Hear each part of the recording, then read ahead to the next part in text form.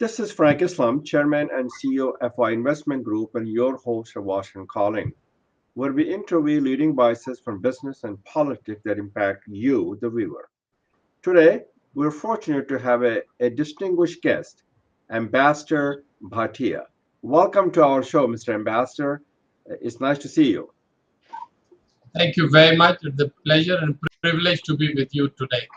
Mr. Ambassador, please tell us a little bit about yourself, who you are, and your service in the Indian Foreign Service for our global audience. Thank you very much. It's a great pleasure and privilege to be with you here on this very special program. I have spent 36 years serving the nation in the Indian diplomatic service. I retired about 9 years back. So I have become very active in the strategic community of India, and I also write often for the media. So in a way, diplomat, scholar, and journalist. It's been a great run so far, and I'm so happy to be here with you, Islam.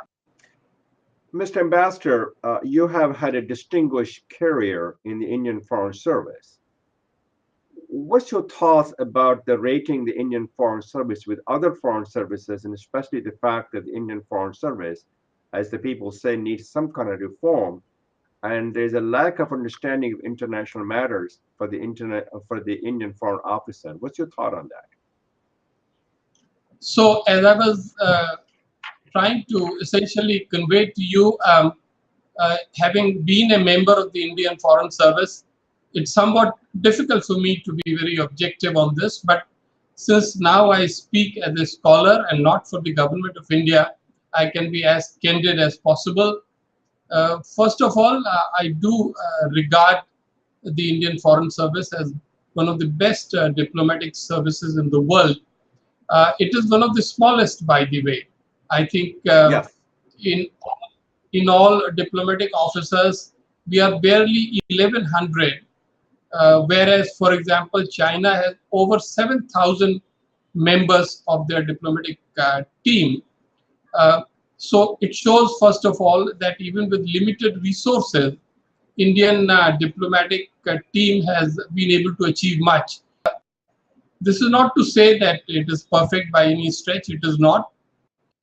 Essentially, the training part has been very good in the past few decades. In fact, when I served in the service, I felt that the training was a big weapon that helped us. Now, the most important thing is that in the last few years, last decade or so, India's global role has expanded tremendously. And so Indian diplomatic service has a huge role to play. I think we need to get more resources. We need to focus even more on training. And we have to be totally up to date with regard to world affairs. Then we can do even better. Very nice. As I understand, you were posted as ambassador to Mexico, which is a part of Latin America and also part of North America. What's the difference in posting in Americas to those in Africa and Asia? Tell us a little bit about that. Can you shed some light on it? Yes. In fact, I was privileged to serve both North and South of US. I served as Consul General in Toronto and later as to Mexico. So I have a good idea of North America, but from outside the US. I would say that normal rule is that the farther you go away from your home country, the less seriously you are taken as a diplomat. But in this case, both Canada and Mexico, they did not give me that treatment.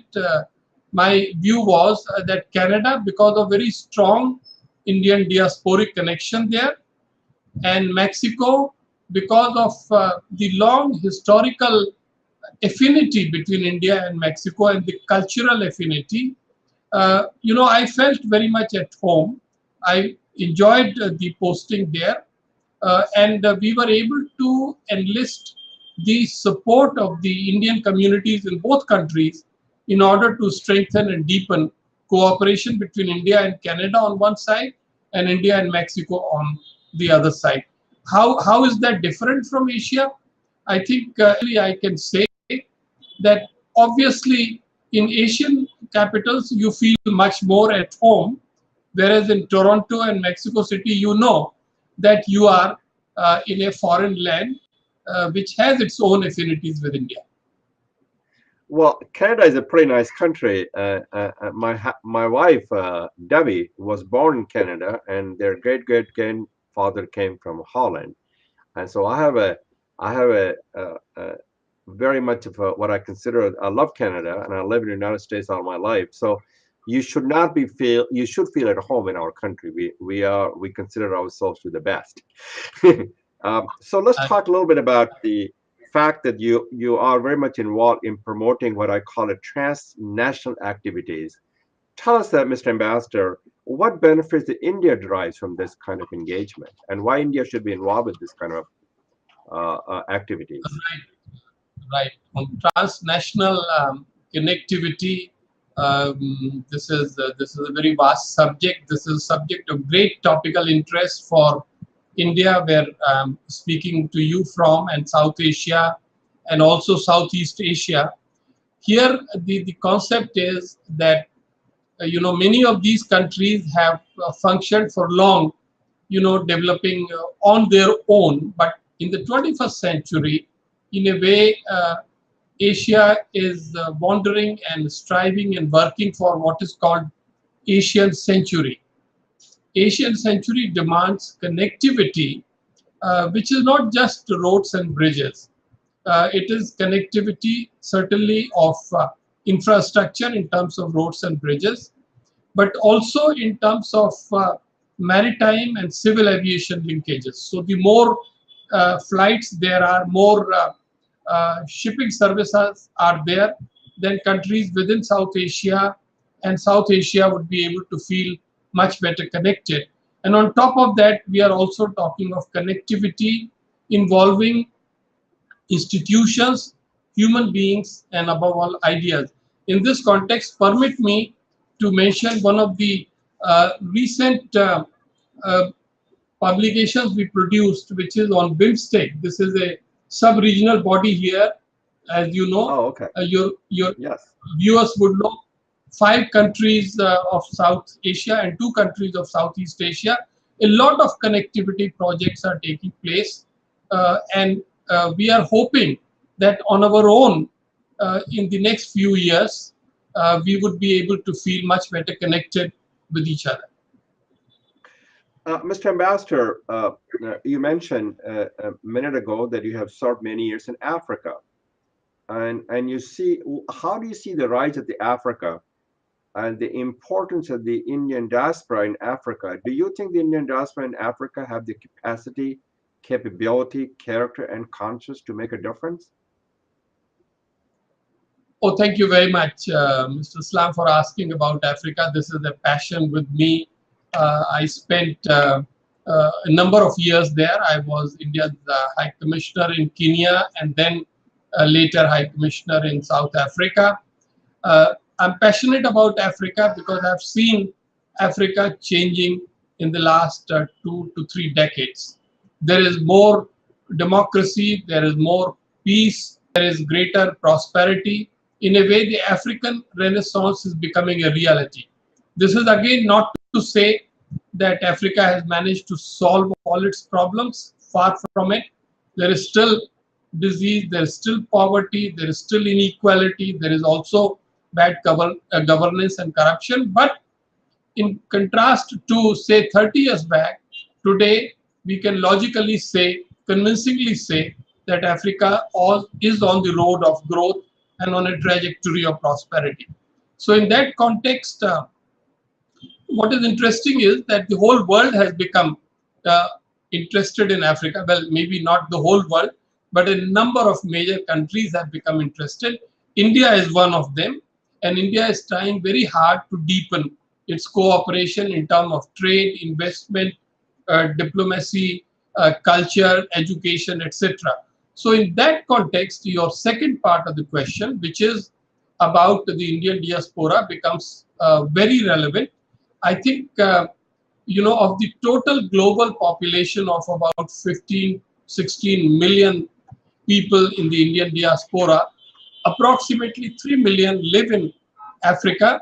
They have been our great partners and allies. And I can assure you on the basis of practical experience that both in Kenya and in South Africa, we developed good linkages, and they were our partners in strengthening India's relations with those African countries. As you know, Mr. Ambassador, China is rising. And I say to the people, China has already risen. As Henry Kissinger just told me last week when I had a meeting with him, China is already risen, it's not rising. And what about the impact of the China in Africa? And also, how do the China's presence in the Asia will affect India and South Asia? I wanted you to agree with both. Yes, I agree with you. China has indeed risen and is still rising. China's rise is a major reality in the world, and we are seeing particularly in our part of the world, in South Asia and Southeast Asia, what is now called fashionably the Indo-Pacific region, and we are also seeing very much this in Africa. I have a scholar's dispassionate view on China's presence in Africa. I think China has to pursue its own interests. We cannot fault China for that. And it is for other countries such as India to pursue their own interests as well. Now, what China has done, initially, I think there were a lot of flaws in their strategy. They were trying to really focus just on a few sectors. But now they have a broader strategy, and this came out very clearly when the China-Africa Forum conference took place in Beijing just a few days back. They are focusing very much on infrastructure, on human resource development, on trade and investment, and also on technology and industrial services as well. The point is that there are people in the West and people, I think, in India and other parts of Asia, which feel that China has a kind of a exploitative approach under which China would take the resources and the minerals and petroleum products from Africa and supply manufactured items. But I think this is a binary view. I think it is, the reality is much more complicated. All I can say, talking a little bit about the wider picture, that the way to compete with China is not to denigrate it, but to improve one's own performance. And this is where countries such as, members of the European community, India, Japan, other Asian countries interested in developing relationship with Africa come in. We are doing a lot of collaboration. For example, you would have heard of India-Japan cooperation in Africa to rise or expand its footprint. So this is a good thing. Africa wants everybody. Africa is not making a choice between India and China. It wants India and China. I wanted to shift the gears and talk a little bit about the China and Pakistan economic corridor, which is really at the next stage. What does it have impact on Asia, especially to India and South Asia? Yes. Now, China-Pakistan economic corridor forms part of the wider Belt and Road Initiative of China. We have had a great deal of attention focused on the China-Pakistan economic corridor. India has strong reservations to this particular project because a part of this passes through the territory which belongs to India. I'm referring to the part of Kashmir which is under the present occupation of Pakistan. So there is the question of the challenge to India's territorial integrity and sovereignty, and that is a very sensitive political question, as you can easily appreciate. But more importantly, there are scholars and experts who feel that the dependence of Pakistan on the Chinese largesse is not in the interest of Pakistan itself. Now you may say, who are you to comment on Pakistan's interest? But I want to assure you that now there are very strong voices coming from Pakistan, including from the Pakistani establishment, which reflect concern and anxiety about certain negative aspects of the China-Pakistan corridor. We don't have to go into detail, but all that I can say is that the new government of Pakistan, it seems, is going to look at this somewhat carefully. As far as we are concerned, we are not enthusiastic about it. We are opposed to it. Okay. Well, I wanted to talk a little bit about, I know you work with the think tanks, and the think tanks play a very important role in shaping United States foreign policy, and they have a lot of influence in policy making, and they mobilize expertise, they put forward evidence, they push for innovative change, and they build a network and communities, and they offer like all kinds of policy ideas. What's your thoughts on the role of the think tank in shaping India's foreign policy? First of all, I agree with you when you talked about think tanks and their role in the US. I would say that in a way, India is following in the footsteps of the US. I think if we look at the developments of the last decade, the number of Indian think tanks has proliferated, and the quantum of their activities has also expanded. I earlier was the head of a prestigious think tank named Indian Council of World Affairs, which was supported by the Ministry of External Affairs. I'm now serving a private sector think tank named Gateway House, located in Mumbai. And I can say with positive experience that think tanks today are doing wonderful service in terms of educating the public opinion, in terms of influencing policymakers, in terms of empowering the business and industry. I wanted very quickly to show you one more publication, which is on blue economy.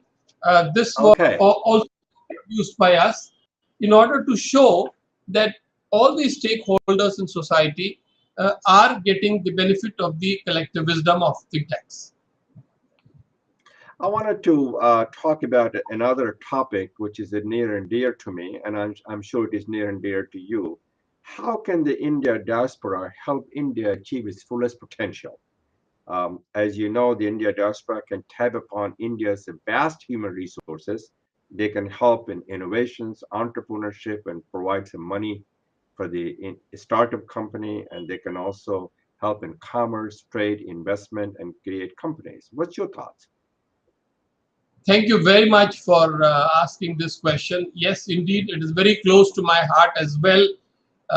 In most of the countries where I serve, I had the honor to serve very large sections of Indian diaspora, and this is one very common bond running through the 9 postings. I think the role of Indian diaspora has changed over the decades.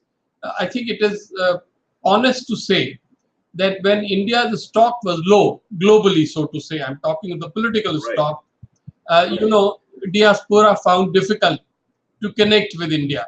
But that is all changed. India's stock globally is very high. And what is important is that India has given every possible indication to be better connected with the diaspora around the world. Now, how can the diaspora help India? I think it is a two-way street. First of all, India has to constantly give the impression, real impression, that we need the diaspora. I think Madame Sushma Swaraj, the External Affairs Minister of India, has done a pioneering role in that. She has felt very well connected with the diaspora through social media.